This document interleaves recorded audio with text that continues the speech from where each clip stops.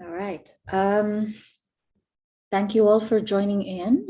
We are in the last panel of the day. It's a very important panel. It's a panel that discusses something that we all think about as researchers. It's about gender and genocide. And how we think about this is important, is that gender plays an important role in not only thinking about the genocide, but how we think about genocide as a crime and preventing it as we move forward, especially in societies where increasingly we see not only state but authoritarian violence, but also collective public violence. And today we have two wonderful speakers, both of them who've done work within genocide prevention, who will talk to us about both of these issues, but also help us think through how we understand the crime of genocide beyond just sexual violence. And I think it's very important to understand those concepts as well. The way we are structuring today's conversation is that I'm going to introduce both of our brilliant panelists today, and then allow for both of them to make their opening introductory remarks, following which I have some questions that I will be putting to them. And I'm also hoping to open up this conversation to an audience question the last 20 minutes. So it gives the audience time to think through, but also put some questions to them. This is going to be a fireside chat, so we really want to try and make sure that the conversation is accessible. And we also want to make sure that if you have any questions, especially about questions about genocide, how does one define genocide? How does one think about gender? Feel free to put all those questions so that we can have that conversation. I'm going to begin by introducing two of our panelists today. We have Elisa von Jordan, who's the endowed chair of Holocaust and Genocide Studies at Keene State Universities. Before that, she served as the Dr. Marcia Radikoff Grossman Professor of Holocaust and Genocide Studies. She has a BA from Columbia University and a PhD in history from the University of Pennsylvania. And she teaches research practices on genocide prevention, gender, genocide, comparative genocide, and Holocaust, sexualized violence, imperialism, race, and war. Velma is a Bosnian journalist and the founder and president of the Post-Conflict Research Center, a peace-building organization based in Sarajevo, which works to cultivate an environment of sustainable peace in Bosnia and the Greater Balkan regions. As a trained researcher, journalist, and human rights defender, she's dedicated a career to investigative reporting and peace building in the Balkans. Together, I want once again invite both of our panelists. And Elisa, would you like to go first and then have your opening remarks, and then we will come to Velma. Certainly. Thank you so much, Suchitra, for that beautiful introduction, for that very kind introduction. I'm very honored to be here with my two really esteemed co-panelists who I've not had a chance to meet in person, and with whose paths have not crossed with mine, and whose paths I have not crossed with in all of the work that I've done, which has been a frustration. So I know about both of you. So I'm so happy that this conference was able to bring us together. And I'm very, very honored as well to be a part of this very important conference on India on the brink. So thank you very much for making this possible. And I'm looking forward to this hour. I just have a few opening comments, sort of framing points that perhaps we can get into if folks are interested in the next hour. And the first one is that we cannot prevent genocide without women. And I think this still needs to be said. And this means that we have to include women at every level of the prevention apparatus, which certainly has not happened yet, but also that we must consider and take seriously women's experiences during genocide, but also during quote unquote peacetime, and the insights that these experiences lend to genocidal processes. So women's experiences, and I think we'll talk about this a bit, open up and kind of shift the way we look at genocide and genocidal processes, and this has not been fully recognized or accepted within the genocide prevention community. The second point I want to make is when we include women's experiences in our prevention mechanisms, we begin to see many new and important trajectories that act as indicators and red flags of genocide before a genocidal process has started, as well as in the initial stages when it is forming. So women's experiences are critical to our ability to see genocide. And there is a direct relationship, and this has been shown time and again, between the levels of gender inequality in societies and their propensity for internal and external conflict.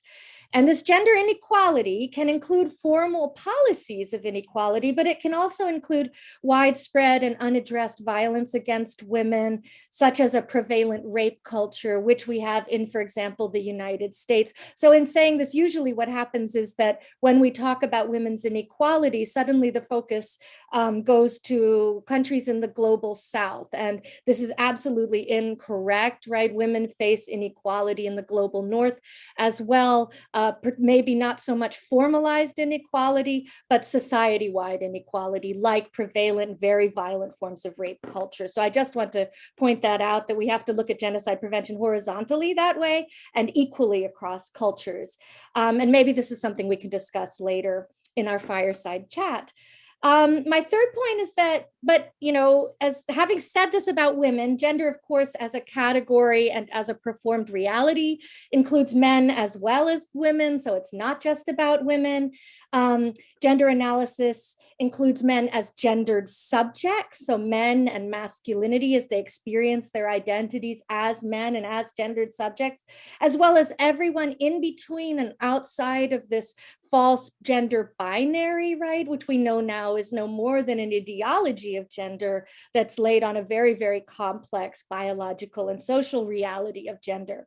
So this means that when we are using a gendered lens for prevention, we are looking at a lot of things. We're looking at gender dynamics, gender performances, the organization of gender within families and communities and nations. We're looking at gendered atrocities and gendered speech acts, and not just at women. We're looking at the bodies and the realities of people of all genders, including men who are not agender. They're not the sort of neutral historical subject. They are gendered people as well. My fourth point, and it has to do with a panel, an excellent panel that I moderated yesterday on the hijab ban, hate speech, and hounding, targeting of Muslim women in the long shadow of Gujarat in 2002, which I highly suggest people go back and watch. It was an excellent and very probing panel. And the discussion there really demonstrated how women's bodies can become the sites of genocidal initiatives well before there is mass killing. So we have a tendency in genocide studies and in prevention to view genocide as mass killing, really as a synonym for mass killing or mass violence. But genocide, it's a crime of intent, and it doesn't always take on mass characteristics, and it can look individualized, and it can look stochastic, right? A new word that's being used, as it's forming, as it's percolating. And those little individualized acts can be microcosms of genocide. So in India today, efforts to ban the hijab in schools, combined with apps that purport to sell Muslim women who have spoken out against discrimination and persecution, and other forms of very violent symbolic violence, hold within them, and this is what came out of yesterday's panel, the same logic that was expressed on women's bodies during the Gujarat genocide in 2002. And and I'm specifically speaking here of things I've called in my own work life force atrocities, which are atrocities that are aimed at harming whatever the perpetrator believes biologically, culturally, socially, and politically and historically reproduces a group. So this includes not only physical violence against bodies, but very symbolic violence against relationships and symbols. And in Gujarat was characterized by horrific violence against Muslim women, including the evisceration of pregnant women, which is very, very highly correlated with genocidal practice, the killing of babies, the killing of children in front of their mothers, gang rape in particularly humiliating ways, the inserting of objects into women's bodies. All of these symbolic and visceral and physical forms of violence really are crystallizations of intent to destroy the life force of a group in its larger formation, its larger understanding in the minds of perpetrators. And so these are, in my estimation, signs of intent and examples of how taking women seriously, right? Taking women's suffering seriously can help us see genocide before it takes on its mass murder dimension, which is to point out, right, this close connection between feminicide, if we want to call it that, right, and misogyny on the one hand, and genocide on the other. And that brings me to my my fifth point, which is that all of this raises questions about how we define genocide, the definition of genocide, which I think even in its legal formulation in the Genocide Convention is more gendered than we recognize, because Raphael Lemkin himself saw things in a very gendered way, or was sensitive to gender and gendered violence. But that gender script has been written out of the Genocide Convention and now almost no longer exists within courts of law, although there are important court cases that have recognized it. So definition of genocide changes when you take women into consideration, as does how we approach genocide in a legal sense, right, in the courts, what we count as genocidal crimes during the process of genocide, and then how we approach healing, right, and social reconciliation after genocide. So I think this gender dimension is incredibly important, if not central, in our efforts to prevent genocide. And we may not get very far, as we have not, when we do not include them. And genocide to end is much more than mass murder, right? And we are still learning a great deal about the crime. We don't know everything about this crime. And one of the reasons we're still learning, and there's still so much to learn, is that because we are only very recently taking the voices of women seriously. Thank you. Thank you so much, Elisa. A lot to think about and unpack. Velma, the stage is yours. Thank you so much. I would also like to express my gratitude for being a part of such an important conference, probably in a really important time, also having in mind what's going on currently in Ukraine. And probably you do have some knowledge that I'm coming from the country where the latest genocide took place, which is Bosnia and Herzegovina, when in July 1995, more than 8,000 Muslim men and boys were systematically killed in the course of only a few days. And then they have been thrown in the mass graves, and then second genocide took place when they actually tried to relocate their bodies from primary to secondary mass graves. I'm going to speak a little bit, and I want to say that it's extremely important also to mention that rape and sexual violence was used as a tool of genocide in the latest Bosnian war. According to United Nations data, between 20 and 50,000 women in Bosnia went through rape and sexual violence. And we need to remind here, and we need to actually say that through the braveness of Bosnian women, rural Bosnian women from Eastern Bosnia, who took a stand in the front of the International Tribunal for former Yugoslavia in the case of Kunarac, rape became crime against humanity. And this is something what rural Bosnian women were able to contribute through their braveness to stand on the trial and go through this painful process. Also, it's probably through history of my country and everything what I'm witnessing after genocide, because I've been doing this work and I'm more practitioner than scholar, but I'm doing this work probably now for 23 years. We did so how important the role of women is in post-conflict or post-genocide period, where we did witness the braveness of women again from Bosnia, especially mothers of Srebrenica, who were after genocide in 1995, were systematically pushing and looking for their beloved ones who actually were missing during that time. That is the reason why International Commission of Missing People, ICMP, was established. And through the first DNA method also being discovered through Srebrenica genocide, unfortunately, now we are witnessing that ICMP, or International Commission of Missing People, is an international organization being based in Hague, in Netherlands, and searching for missing people through all around the world. And this is also a contribution which actually was done by these rural women who did organize themselves on 1995 into women movements. And, you know, we are talking about the rural women who were mostly laying on the support of their men who suddenly were missing, they've been killed, and their braveness and their heroism to actually establish these movements and seek for justice and pursue for justice, it's incredible.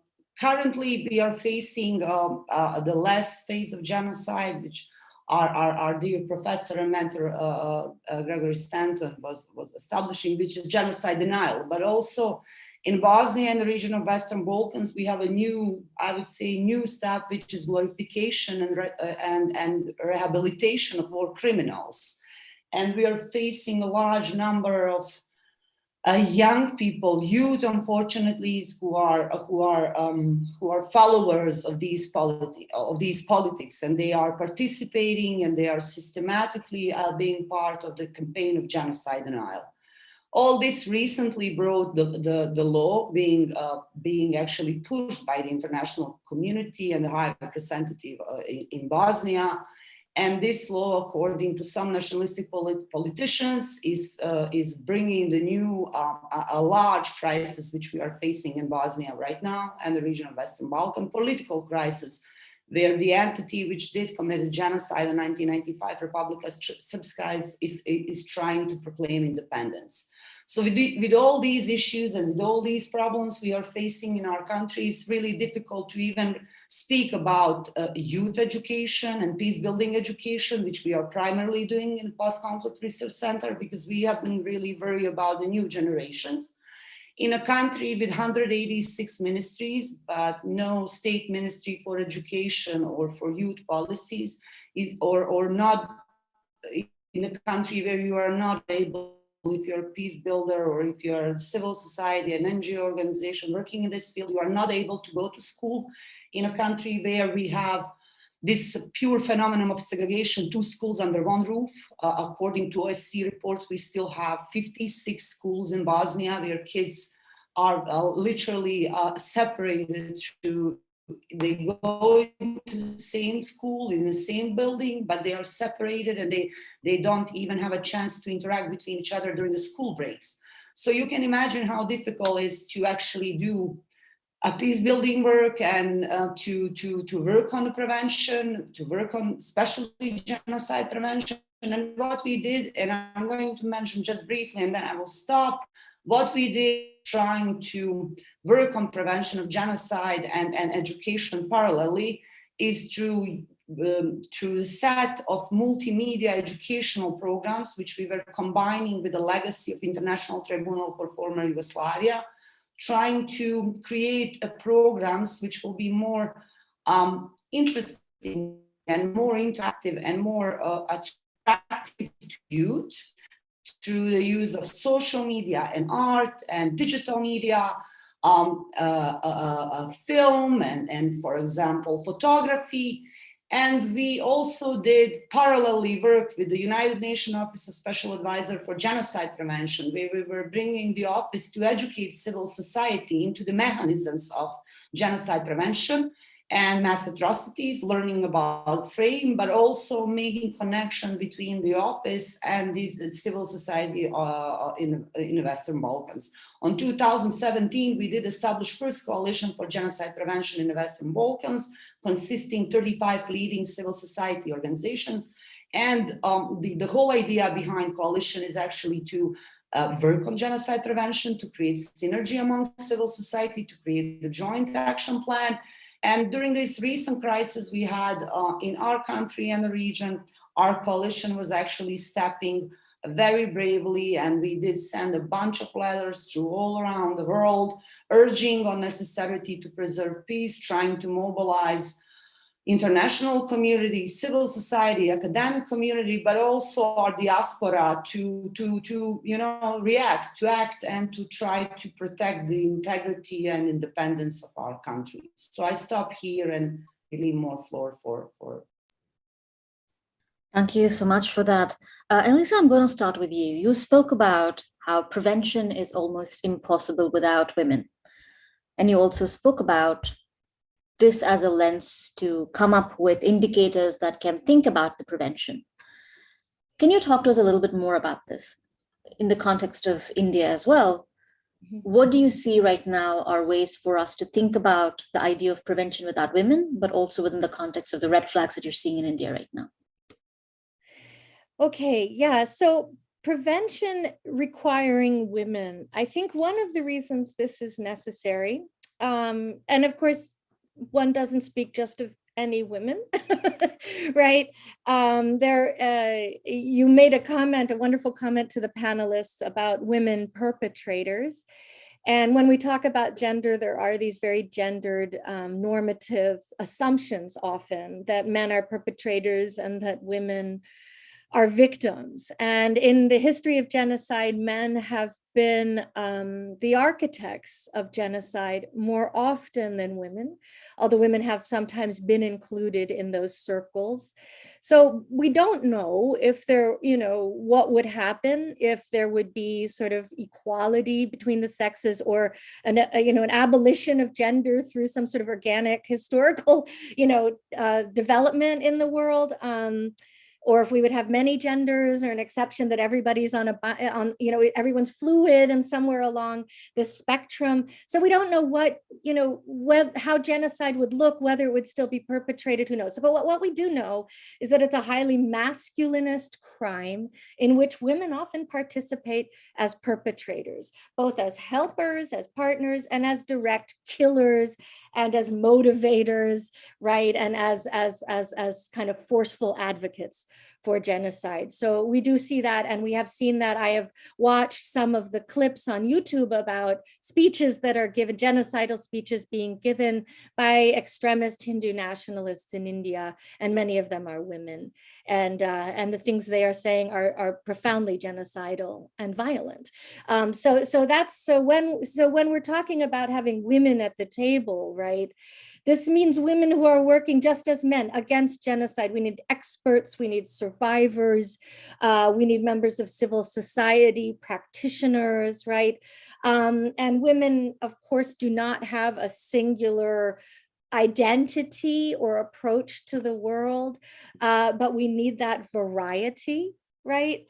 And of course, across all sort of identity groups and regional forces and sort of the geographies that we all, of power in which we all live. So it would be the inclusion of women is part of diversifying or decolonializing, right?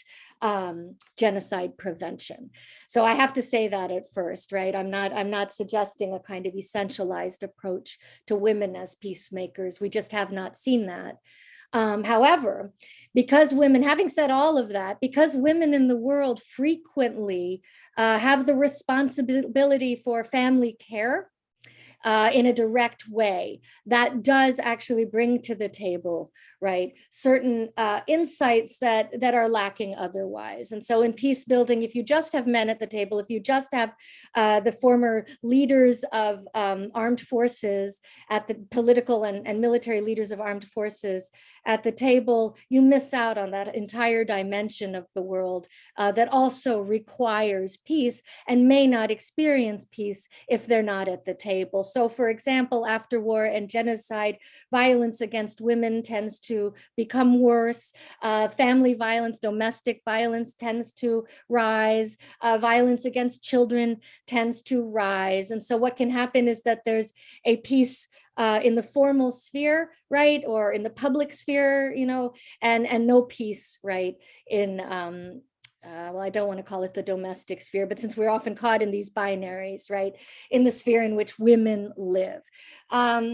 So that is my call for including women, right, in prevention apparatuses. And this is really important. There are prevention organizations out there that have no women in their organizations, on their boards, or in their administration, right? So there are still all male institutes doing genocide prevention out there, and they're missing out on, the nuanced perspectives that women and feminists can bring. So that needs to change, I think. And in terms of talking about long-term genocide prevention, this means that women also play an incredibly important role in the lead up to genocide, either as people speaking for perpetration or as people speaking for peace. And in many societies, women have lateral ties that men lack, right? So and a way of thinking about prevention is thinking about, and this is something Velma was just talking about, how do you create synergies between, within civil society, both internationally and more locally.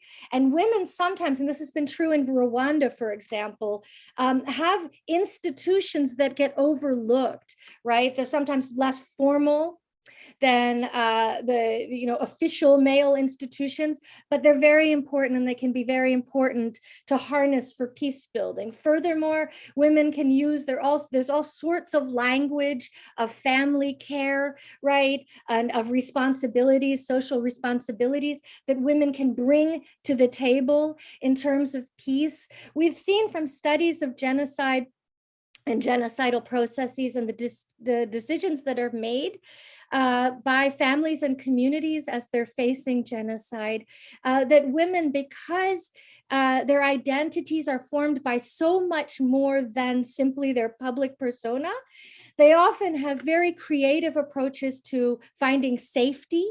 They are more willing to leave. They are more willing to flee and try to rebuild somewhere else. And sometimes they are more able to do so. So we see that in Ukraine now, where men between 18 and 60 are not able to leave. They can't leave, right? So if we leave women out of the agenda, we also deprive potential victim communities of important creative tools that they can use to try and at least protect some if genocide is inevitable and there seems to be no way to prevent its worst articulations, right? So there are many ways in which we could talk about this, and it's incredibly complicated. But what I would say that needs to happen in India is that there, and I see this happening already, but I think women providing real allyship, right? Hindu women, Christian women, other women providing real allyship to Muslim women whose bodies are now really the focus of genocidal language is very important. And not to get bogged down, this became yesterday very clear in the panel I moderated, not to get bogged down in the question of the hijab and whether it's, whether it's coerced or voluntary. This is sort of a blaming the victim, right? So to have no conditional allyship, to simply stand next to, in every way that you can, right, in every way that Hindu women can, to stand next to Muslim women and other women who are facing this kind of barrage of genocidal practice. Stand next to and support, right? And take a secondary role and do what is necessary, right, to protect. So women in perpetrator societies can have a really important protective function. Of course, then they become also the targets of genocidal language, right? And so they have to prepare for that. Furthermore, there needs to be a sort of, maybe globally, and I think this would help for India, a sort of global recognition of how masculinity can be, how masculinity can become instrumentalized as genocidal masculinity, and how in almost all cultures in the world, men and masculinity, right, or women and men can draw on certain tropes within masculinity to justify and legitimate violence and make it seem exciting and encourage people to participate. So there's something really deeply pleasing to human beings about genocidal masculinity.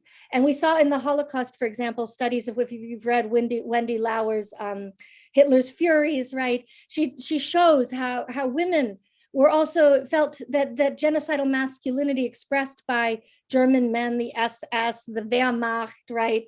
German police forces, also encouraged women to see themselves as free and liberated. So they saw this as a source or a vehicle for their own liberation, and would sometimes go out of their way to prove that they too can be killers, or participate in the killing machine.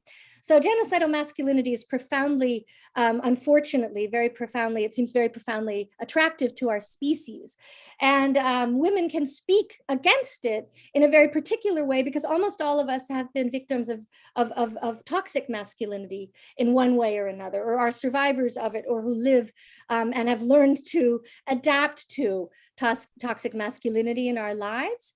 And there's a very direct relationship that we have then to genocidal violence. I point out to my students all the time, and I think it's a very incredibly important that we all recognize this, that the crimes that are committed against women in genocide, such as rape, right, are also crimes that are committed in peacetime all the time. They're the very few, right? Very few crimes committed in genocide are committed in the same way during peacetime. And one of them is rape. Very cruel forms of rape. We see that in peacetime constantly.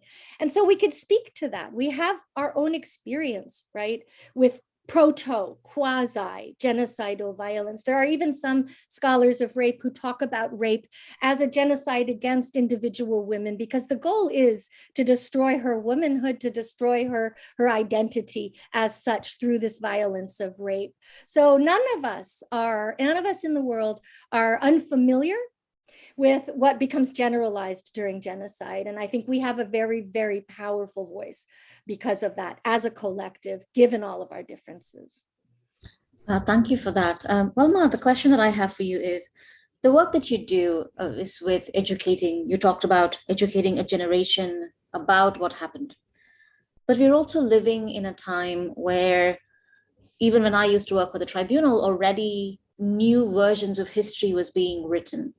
Often the people that I would encounter would say, no, this never happened. Just as you had people who denied the Holocaust, you also had people who denied that what happened in Srebrenica. Now, the same thing is kind of, I see, repeating in societies like India as well, is that even though you have proof of, say, violence or war crimes or genocide that happens, people still don't believe in it. So how does one educate in circumstances, especially today with so much disinformation and misinformation? Would love to hear from you about that. Yeah, thank you for that question. Actually, that is exactly what we are dealing in the region of Western Balkan, but as you mentioned, through all around the world. I mean, what we are trying to do, and for us, probably the International Tribunal for Former Yugoslavia is the biggest achievement, and only for now historical record, which we can incorporate, as I mentioned, in our educational curriculums.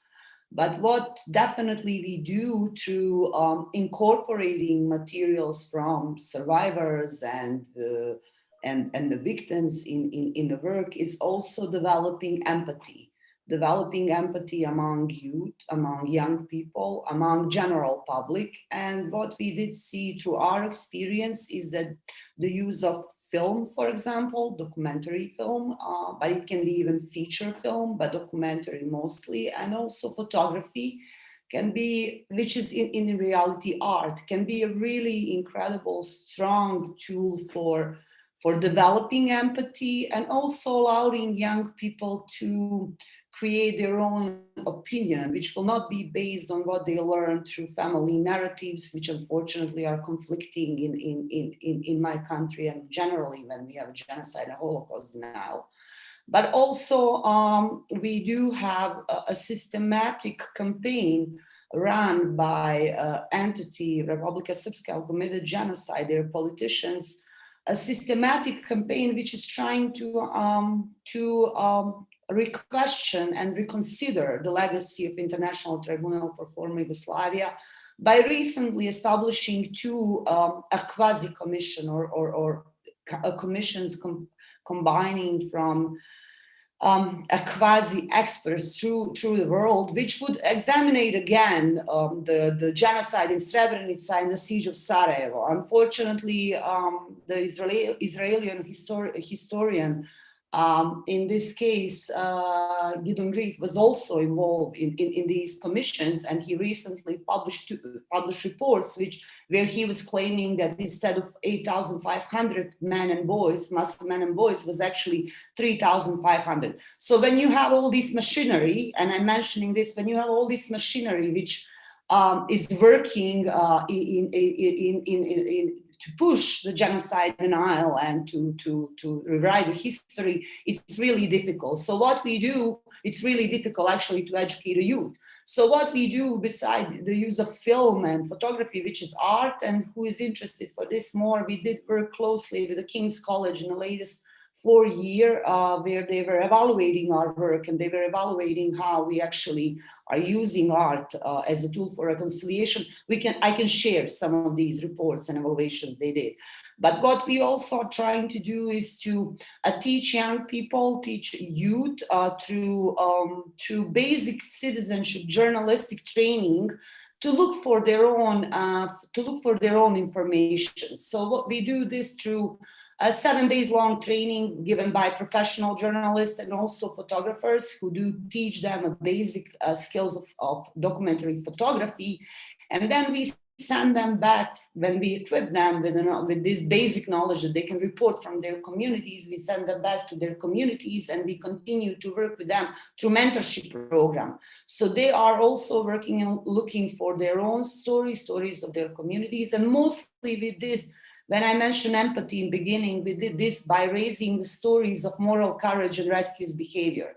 We were looking into those stories of people who, during the war and genocide in Bosnia, were crossing the ethnic lines, and they were trying to protect sometimes people they do know, like friends and neighbors, but sometimes people they didn't even know.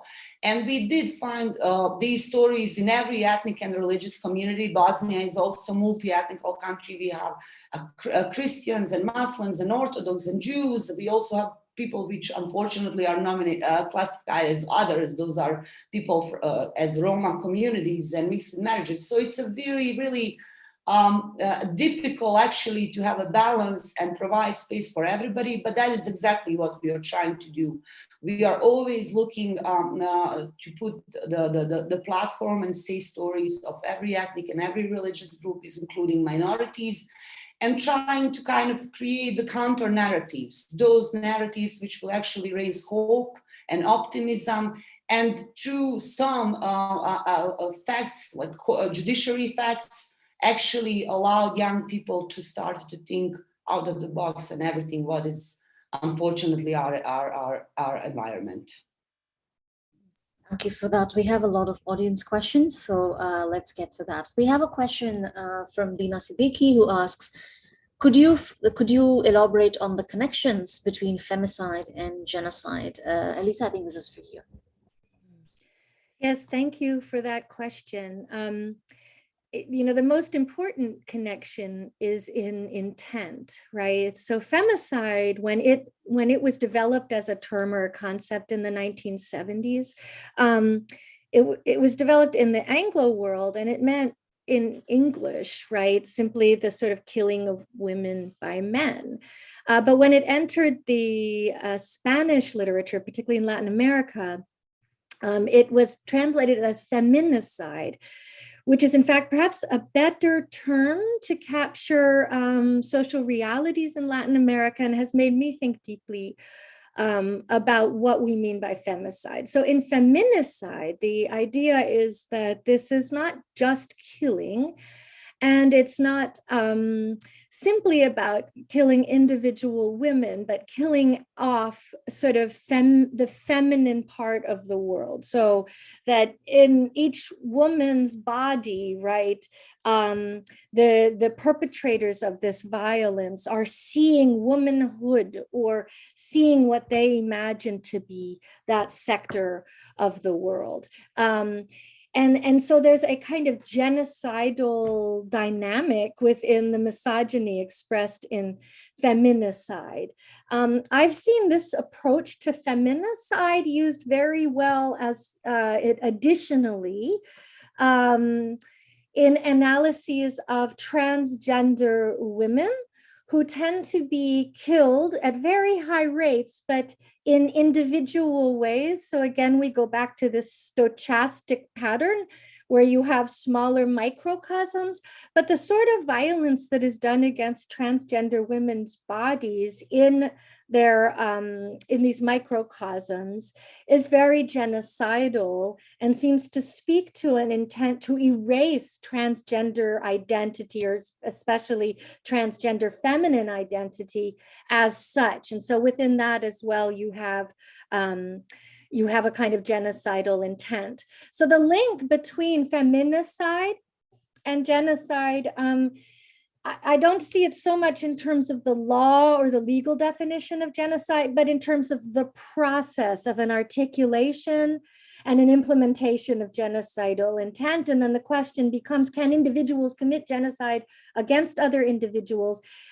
Or, maybe an even better question is that is framing these sorts of violences within a logic of genocide, is that helpful? Does that help us see things that can help us reduce them, right? Feminicide, genocidal violence against transgender women, right? And then later genocide. And so, it's about looking at these microcosms and understanding that sometimes genocidal dynamics occur in very small ways. And I want to say, if anyone's interested in the work on transgender women, you can look for Haley Marie Brown. She was a former student of mine and is a beautiful scholar working on, she does beautiful work on this. So I just wanted to call out her name. So that would be my answer to that. I don't know if Velma and Suchitra want to talk a little bit about that as well. Velma, would you like to talk about the relationship between feminicide and genocide, or should we go to the next question? Velma, we have a couple of questions for you. The first is from Anisha. She's asking if there is a similar program or initiatives in place for genocide prevention and media projects in relationship to India, either something that you know of or something that your organization works on. Unfortunately, not for India, but what I know is that United Nations Office for Genocide Prevention, actually the Office of Special Advisor for Genocide Prevention and Responsibility to Protect, they do have a possibility to replicate the program which we actually organize in the region of Western Balkan, which is the utilizing of civil society and learning about the mechanisms of genocide prevention, also the inhibitors of crimes, which is really important. On another hand, it's giving an opportunity to civil society to work closer with the UN office in the case of emergency, in the case of that they need to report a certain crisis in the region or in the country, which actually have been really useful for civil societies from the region of Western Balkans. This connection between office and them, that they can directly report their concerns or problems or issues, was really, really also useful. What definitely can be replicated and what is always, I think, the best way to fight genocide denial and all these, consequences which we are dealing currently here in Western Balkans, but also globally, is to take a look the power of social media. The social media definitely, if we are following right now the war in Ukraine and everything what is going on, is giving us enormous opportunity to connect between each other, to learn from each other, to share expertise. And the programs which we did create, which I mentioned, the citizenship journalism program, which now we are targeting only the youth, and we are working with the young people, can be replicated on ordinary people. And and everybody now have a mobile phone, everybody now have an internet connection, and this is something what can be a really, really great and free tool to fight and to actually react and connect, and to connectivity. At least what we saw through our Genocide Prevention Coalition, which I mentioned previously, working closely with civil society, trying to support each other, trying to have a synergy among us, and then also act as a watchdog of government and push more for the certain changes we would like to see. I definitely recommend a better connectivity and better synergy among civil society. And that is something what can always be replicable through the world.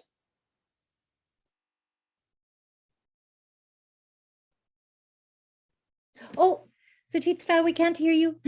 You're muted. I'm so sorry. 2 years into the pandemic, we're still doing IM. My apologies. So we also have a follow-up question where it's for Velma. It says, also, could you explain about the segregation in the buildings in the schools that you mentioned? Is that because of the policy or based on mutual distrust and hostility between the communities?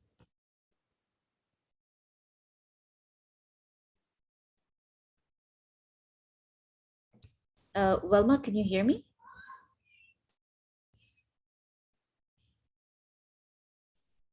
Can you hear me? I can hear you now. Sorry, it was completely. No worries. So we had a follow-up question about, you mentioned about the segregation in the school buildings. So one of our audience members is asking can you explain about the segregation in the buildings in the school that you mentioned? Is that because of policy or based on mutual distrust and hostility in the communities? That is because of policy, unfortunately. When the war was stopped, it was stopped through Dayton Agreement, which was peace accord for Bosnia and Herzegovina. Unfortunately, peace accord or Dayton Agreement, which was signed in Dayton in Ohio in the United States, that is why I have a name Dayton, was just temporary solution for BIH. It wasn't permanent, never. But unfortunately, our nationalistic politicians, they would like to keep the Dayton Agreement as the base for segregating. And the kids now in these 56 schools, they are like literally, they do go into the same building, but they are completely separated. For example, Muslim kids, they go into the left or Orthodox, they go right. And they do learn different curriculums regarding the language. They do learn different curriculums regarding the recent history. And we do have a religion also being involved into this subject of religion, which have been taught in schools. So all this is actually something what is creating more division among youth, because schools should not be a playground for nationalistic politicians to keep their agendas going on.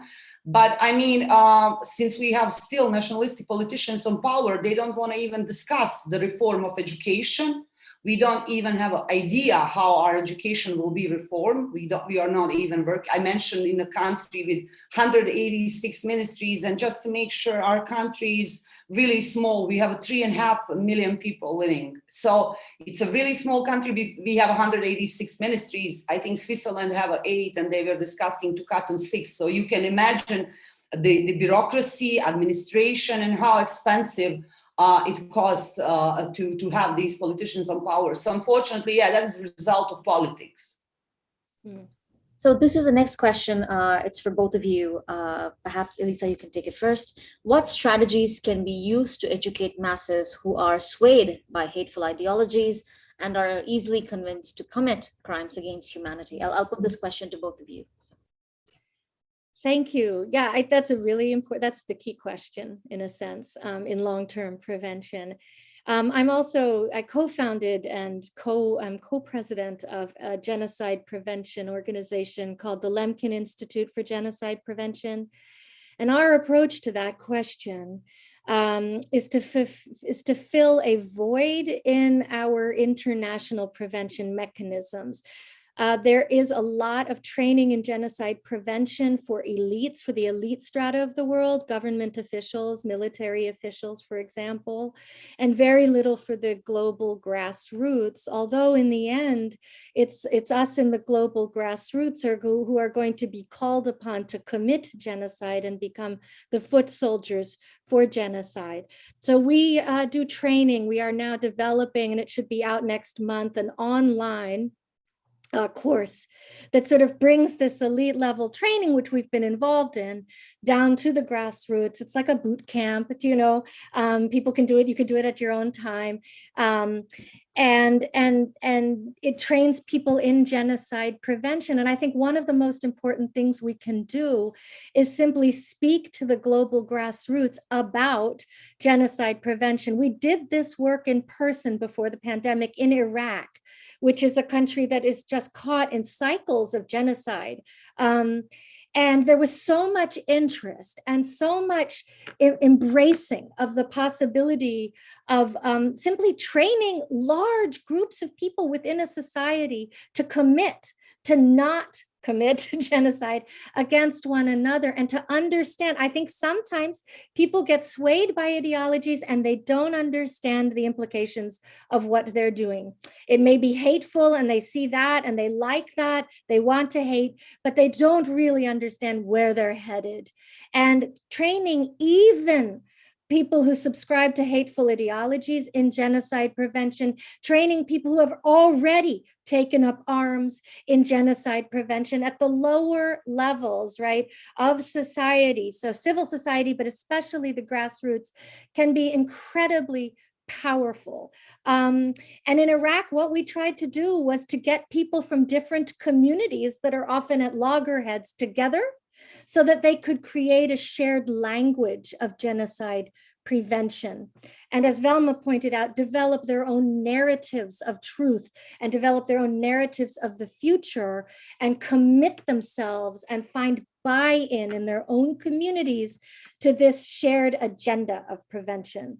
So I think that's one of the most important things we can do, is simply put genocide prevention on the agenda for all of our social movements, for education, formal education, but particularly for informal education of the global grassroots, including ourselves. Thanks. Velma, would you like to answer that question as well? I completely agree with everything what Elsa just mentioned. Exactly, prevention should be in the focus, and it should start it on the grassroots and then, you know, go on the top. We had some here in the Western Balkans, some try of establishing the commissions for reconciliation, and they didn't work because unfortunately we were not using the down top approach. It was vice versa. But I also do know through our experience is that, for example, we work closely with State Memorial, Srebrenica Genocide Memorial, which is the only state institution in the country, being also established with a special decision of High Representative, which is international community. Also through the bravery of Bosnian women who were pushing Srebrenica mothers, we're really pushing to have a cemetery and memorial on the last place where they are beloved ones were, which is Srebrenica, the Dutch UN base in Potocari. So we work closely with Srebrenica Genocide Memorial. We have a 7 days long also genocide prevention program with the youth from the region of Western Balkans.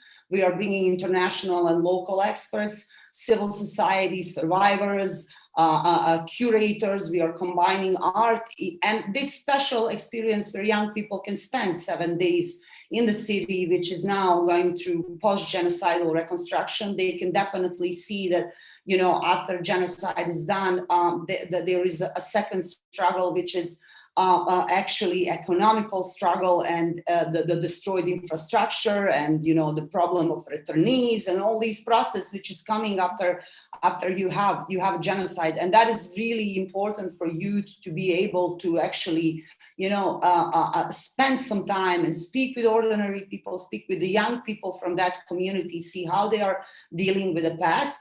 And for us, we are always, you know, putting in a focus prevention as a part of every single program we do. Unfortunately, in 2000, after 10 years after genocide, we didn't have a lot of understanding by the international community when we were urging for genocide prevention.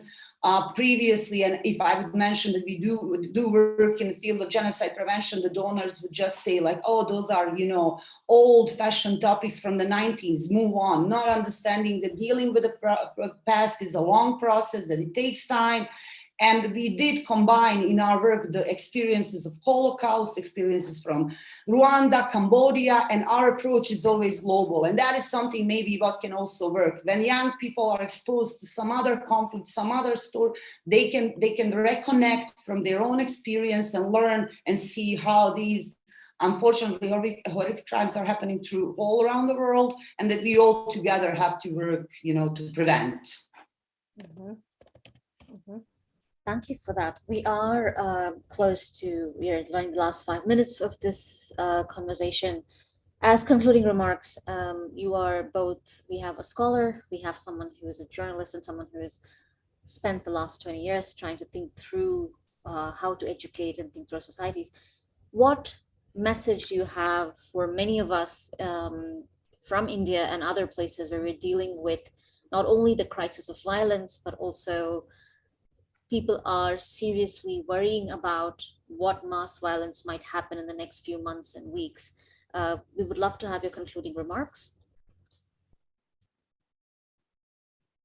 I'll let Velma go first. Thank you so much. I mean, what I can say from the experience of Western Balkans, and unfortunately from my country, which is even now dealing with so many complicated consequences of genocide and mass violence which took place in the 90s, is that it takes a lot of time in post-conflict reconstruction actually to rebuild a country, and especially young people, they need to be aware that the keeping peace is responsibility of all of us, and especially of youth, and that they should cherish, and that they should definitely be aware that war is not just what they saw on the television or what they heard, or the mass violence in any way, or it's much more. It really does change your life forever. It really does change a lot of destinies, and it does affect generations. So what I can definitely send as a message is to media and academic community and the politicians and the youth and the general public, is that we are all can contribute, and we are part of larger community. We are, it's a global community. We are citizens of the world, and we all holding responsibility. The families especially, because the families are where, you are learning about the values, and you're learning about what is good and what is right. The families can also contribute by spreading the message of love and peace and interreligious dialogue instead of language of hatred. So I'm kind of urging on all of us to, preserve the peace and together work on prevention.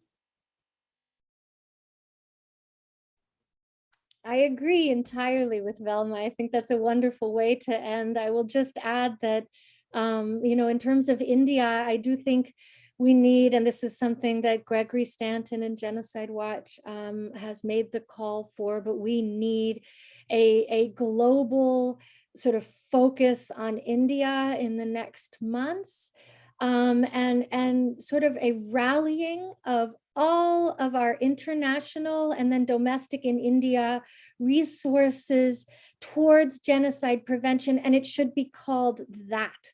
So we have to, I think the most important thing we can do is put impending genocide, looming genocide on the table as a term, right?